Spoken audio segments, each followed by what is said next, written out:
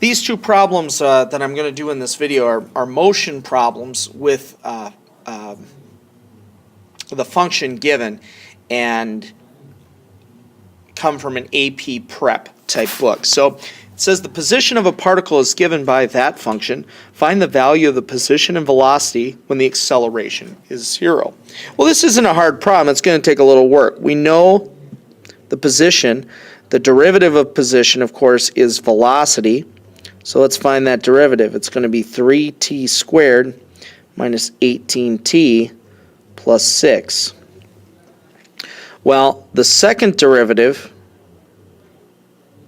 will give us acceleration, and that will be 6t minus 18.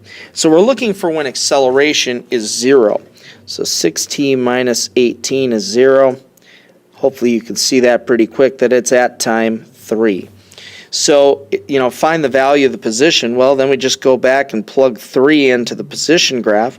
Find the velocity. Well, we just plug 3 into the derivative, and we'd have the answers. In the interest of time, I'm going to rely on the fact that you could do that and get those two answers, and I'm going to move on to the next question. Suppose a particle is moving along a coordinate line and its position at time t is given by that. For what value is the instantaneous velocity equal to the average velocity? Well, I just want to point out, this is a mean value theorem question. Okay, it's asking us to find the spot where the instantaneous is equal to the average. So where is s prime of t equal to, s of 4 minus s of 1 over 4 minus 1. So we're going to need the derivative, and then we're going to have to set it equal. You can see here that the answers are decimals. So what I would think we would want to do is just maybe figure this out. Let's do that. So if I plug in 4, I'm going to get 8.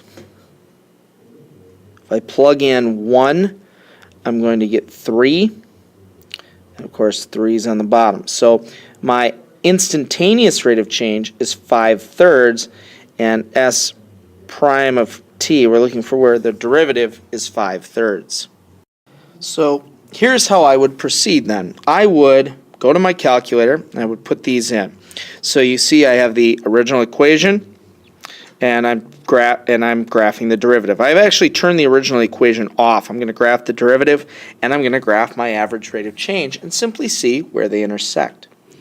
So when I do that, I get this graph. Okay, I guess I'll put it up here. And you can see that 1 to 4 is here. So while there are 2 intersection points, only this intersection point will satisfy the mean value theorem. I used my calculator to get it. It was 2.219. So, of course, this is the closest according to these choices. Okay, so simply finding where the derivative was equal to the average rate of change. And again, feel free to use your technology here. I mean, we could have found this with quotient rule. We could have actually gone through that, but it was just as easy. This was a calculator question to graph the derivative with our calculator and just figure out where it hit that average rate of change.